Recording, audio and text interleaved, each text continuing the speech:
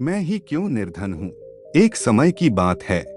एक राज्य के राजा ने गौतम बुद्ध को कुछ दिनों के लिए अपने राज्य में आने का निमंत्रण दिया।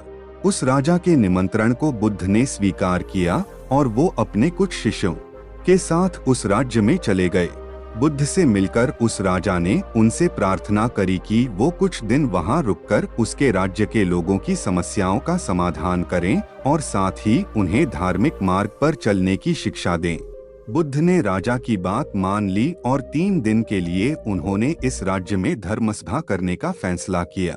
गौतम बुद्ध की आने की खबर पूरे राज्य में फैल गई और धर्मसभा के पहले ही दिन बहुत से लोग आए। उसी राज्य के चौराहे में एक भिखारी बैठा रहता था। उसे भी गौतम बुद्ध के आने की खबर थी, लेकिन वो सोचने लगा कि धर्मसभा में जाकर मुझे क्या मिलेगा, यहीं बैठा रहता हूँ। जैसे जैसे लोग आएंगे वो मुझे भीख में कुछ ना कुछ देकर ही जाएंगे। पहले दिन बहुत लोग आए और इस भिखारी की अच्छी खासी कमाई हो गई। अगले दिन फिर वही सिलसिला चला। भीख मांगने के साथ साथ भिखारी ने ये भी देखा कि धर्मसभा में जाते वक्त लोग दुखी और उदास से होकर जा रहे हैं और उसे कुछ देकर भी नहीं जाते, लेकिन जब वो बुद्ध से मिलकर वापस आते हैं तो काफी खुश दिखते हैं और खुशी खुशी भीख भी देकर जाते हैं। यही सोचते सोचते दूसरा दिन भी निकल गया। तीसरे दिन बहुत कम लोग आए तो भिखारी परेशान हो गया। उसकी कमाई नहीं हुई। उसने सोचा कि बुद्ध सबकी समस्याओं का उपाय दे ही रहें, तो क्यों ना मैं भी उनके पास जाऊं और अपनी इस निर्धनता को दूर करने का उपाय पूछूं। ऐसा सोचकर वो भी धर्मसभा में चला गया, लेकिन वहां लंबी लाइन लगी थी। बड़ी मुश्किल से उसका नंबर आया।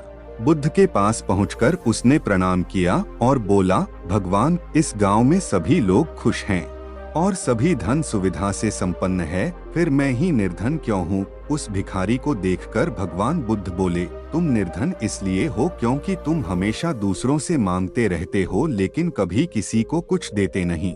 तुम सोचते हो कि लोग तुम्हें भीख में बहुत पैसे दें, लेकिन बदले में तुम किसी को कुछ देना नहीं चाहते।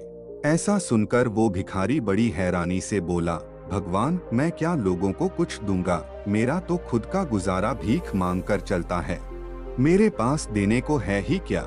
बुद्ध कुछ देर के लिए मौन हो गए और थोड़ा देर रुकने के बाद बोले, तुम बहुत मूर्ख हो। किसी को देने के लिए या दूसरों के साथ बांटने के लिए ऊपर वाले ने तुम्हें और हम सभी को बहुत कुछ दिया है। मुस्कुराहट दी है जिसे तुम दूसरों के साथ बांटकर उनमें आशा और उम्मीद जगा सकते हो। आवाज दी है जिससे तुम मीठे शब्द बोलकर लोगों की तारीफ कर सकते हो। 2 हाथ दिए हैं जिनसे तुम दूसरों की मदद कर सकते हो। एक स्वस्थ शरीर दिया है जिससे तुम भीख ना मांगकर मेहनत का काम कर सकते हो। ऊपर वाले ने जिसको ये चीजें बिना किसी कमी के दी हैं, वो कभी निर्धन नहीं हो सकता। तुम निर्धन हो तो बस अपनी सोच की वजह से। जैसे जैसे तुम इस सोच से बाहर निकलोगे, तुम खुद को दूसरों जितना ही अमीर समझने लगोगे और तुम्हारा जीवन भी सुधर जाएगा। दूसरों की खुशी देखकर उनसे अपनी तुलना मत करो। ऊपर वाले ने हर किसी को धनी बनाया है, बस जरूरत है तो अपनी सोच को सुधारने की। भगवान बुद्ध की बातें सुनकर उस व्यक्ति को अपने जीवन का मूल्य समझ आ गया और वो उनके दिए हुए उपदेश के अनुसार अपना जीवन जीने लगा।